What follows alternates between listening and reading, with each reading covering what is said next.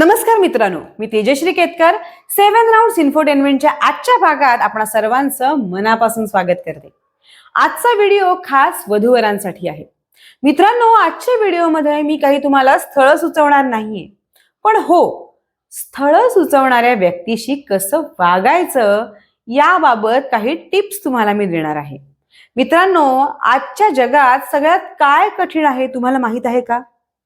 एखाद्याला स्थळ सुचवणं. आजूबाजूला अनेक नातेवाईक, अनेक मित्रमंडळी असूनही आजकाल स्थळं सुचवली जात नाहीत. कदाचित ते खूप बिझी असतील त्यांच्या आयुष्यात, किंवा तुमच्याबद्दल त्यांना तितकीशी माहिती नसेल, किंवा कदाचित त्यांच्यात तो अवेअरनेसच निर्माण झाला नसेल की मला या व्यक्तीला स्थळं सुचवायची आहेत.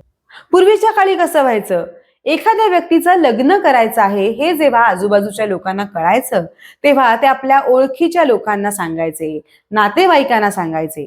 नातेवाईकांमध्ये, ओळखीच्या व्यक्तींमध्ये जर कोणी लग्नायोग्य व्यक्ती असेल तिचं स्थळ या व्यक्तीला सुचवायचे. पूर्वीच्या काळी काय व्हायचं, एखाद्या व्यक्तीचं लग्न करायचं आहे हे जेव्हा कळायचं तेव्हा नातेवाईक किंवा आजूबाजूच्या ओळखीतील व्यक्ती आपल्या परिचित लोकांना या स्थळाची माहिती सांगायचे, आणि आपल्या ओळखीत किंवा नातेवाईकांमध्ये असं कोणी सुयोग्य स्थळ असेल ते त्या व्यक्तीला सुचवायचे, जेणेकरून त्या व्यक्तीचं लग्न लवकर ठरेल. त्या स्थळाबद्दलही माहिती व्यवस्थित काढायचे, ती माहिती पुरवायचे, या स्थळाची योग्य माहिती समोरच्या स्थळापर्यंत पोहोचवायचे, आणि याचा समाजाला फायदाच व्हायचा. लग्न लवकर जुळायची, संसार लवकर व्हायचे, आणि सर्वांचे आयुष्यही योग्य पद्धतीने पुढे जायची. बरोबर आहे की नाही? आजकाल करिअर हा फॅक्टर असेल, किंवा वधूवरांच्या अपेक्षा असतील, किंवा इतर काही गोष्टी असतील ज्यामुळे वधूवरांचं लग्नाचं वय हे वाढत चाललेलं आहे. अनेकांचे डिवोर्सही झालेले आहेत. पण या वेळेला काय होतंय माहितीये, आजूबाजूचे नातेवाईक किंवा परिचित व्यक्ती स्थळच सुचवत नाहीत. या जगात असंख्य लग्नायोग्य स्थळं ही उपलब्ध असूनही त्या व्यक्तीपर्यंत योग्य स्थळं पोचत नाहीत. अनेक मॅट्रिमोनी वेबसाईट्स आहेत, वधूवर अंक आहेत, पण त्यांची माहितीच त्या व्यक्तीपर्यंत पोहोचत नाही. हे का होतं?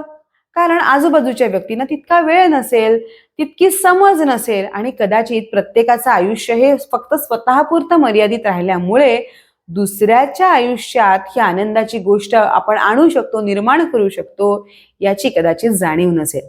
त्यामुळे मित्रांनो, जर तुमच्यासाठी कोणी स्थळं घेऊन येत असेल, किंवा तुम्हाला कोणी चांगली स्थळं सुचवत असेल, तर ती व्यक्ती खूप मोठं काम करत आहे हे तुम्ही समजून घ्या.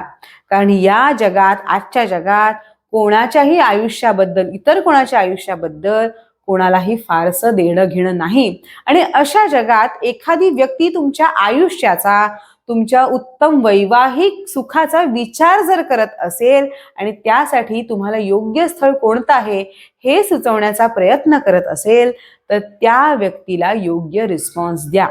त्यांनीच तुम्हाला स्थळ सुचवल्यानंतर त्यांना थँक्यू म्हणा, त्या स्थळाबद्दल अधिक माहिती विचारा.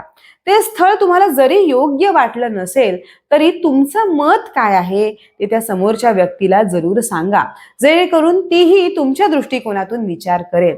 बरेचदा काय होतं, वधूवर जी व्यक्ती आपल्याला स्थळ सुचवते त्यांना काही रिस्पॉन्सच देत नाहीत. म्हणजे ते स्थळ आलं की ते बघतात, कदाचित त्यांना एखादी गोष्ट त्या स्थळातली आवडलेली नसेल, तेव्हा मला हे स्थळ आवडलंय किंवा आवडलं नाही हेही कळवत नाहीत.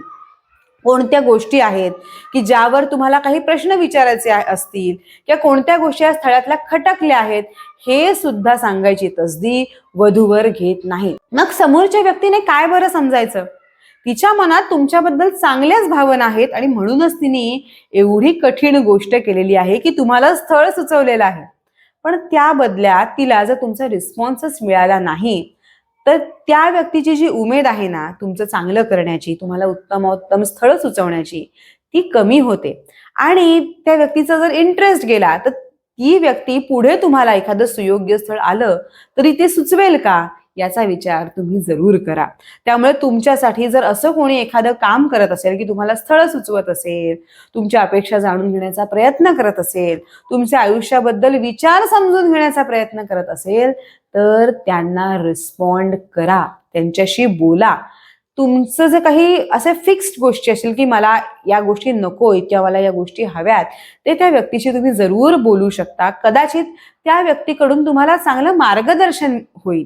बरेचदा काय होतं की अशा ज्या व्यक्ती आहेत की जी तुम्हाला स्थळ सुचवतात त्या तुमच्याबद्दल चांगलाच विचार करत असतात, पण त्या व्यक्तीच जर गोंधळून गेल्या तर तुमचं काय होईल, हो की नाही? अनेक मॅट्रिमोनी साइट्स, अनेक गोष्टी उपलब्ध असूनही तुमचं लग्न अजूनही ठरलेलं नाहीये, किंवा जर तुम्ही डिवोर्सी असला तर तुम्हाला लक्षातच आलं असेल की आजकाल हे किती डिवोर्सेस होत आहेत. आणि अशा सगळ्या जगात तुमचे सख्खे नातेवाईकही, अगदी तुमचे जवळचे ब्लड रिलेटिव्हजही तुम्हाला लग्नासाठी मदत करत नाहीत. तर मग जर अशी एखादी व्यक्ती तुम्हाला मदत करत असेल तर तिला खुलेपणाने रिस्पॉन्ड करा, तिच्याशी बोला. तुम्हाला स्थळ आवडलं नसेल तर स्पष्टपणे त्या व्यक्तीला सांगा की मला या कारणाने स्थळ आवडलं नाही, पण तुम्ही रागावू नका, अजून काही स्थळ असतील तर मला जरूर तुम्ही सुचवा. ती व्यक्ती सुद्धा तुम्हाला समजून घेईल, ती तुमच्याशी डिस्कस करेल आणि त्यानुसार तुम्हाला स्थळ सुचवेल. आणि याचा तुम्हालाच फायदा होणार आहे, त्या व्यक्तीला काही फायदा होणार आहे का? जर चांगलं स्थळ मिळालं, चांगला जोडीदार मिळाला तर तो तुम्हालाच मिळणार आहे, याचा तुम्ही विचार करा. त्यामुळे समोरच्या व्यक्तीला निराश करू नका. नेहमी स्थळ सुचवणाऱ्या व्यक्तीचा आदर करा, कारण ही गोष्ट आजच्या काळात कठीण आहे आणि हे मी तुम्हाला पुन्हा पुन्हा मुद्दाम सांगत आहे, कारण यावर तुम्ही विचार करणं आवश्यक आहे. हा व्हिडिओ तुम्हाला कसा वाटला हे आम्हाला जरूर कळवा. आपलं चॅनेल 7 राउंड्स इन्फोटेनमेंट अजूनही सबस्क्राईब केलेलं नसेल तर ते जरूर सबस्क्राईब करा. तुम्हाला जर कोणी स्थळ सुचवत असेल आणि त्यांना तुम्ही रिस्पॉन्ड करता का, तुम्ही नीट स्थळ बघता का, आणि जर तुम्ही बघत असाल किंवा बघत नसाल तेही कॉमेंट सेक्शन मध्ये जाऊन जरूर लिहा, जेणेकरून तुम्ही कसे वागता हे आम्हाला कळेल. भेटूया पुढच्या भागात. जय हिंद, जय भारत.